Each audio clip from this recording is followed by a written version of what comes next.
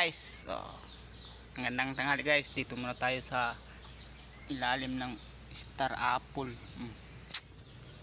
Tama, dito tayo tamang kapi-kapi. Ito ang ugali ng Pinoy. Kahit mainit, hindi nawawala ang kape.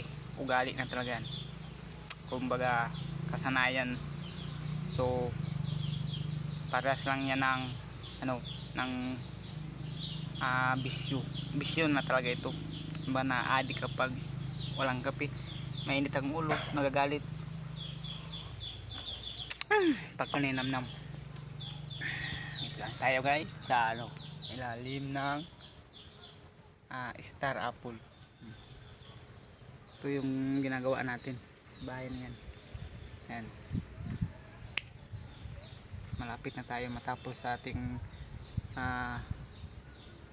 nag-tiles tayo dito guys. Ayan, doon si Purman nagkakapi sa kabila. Ayan,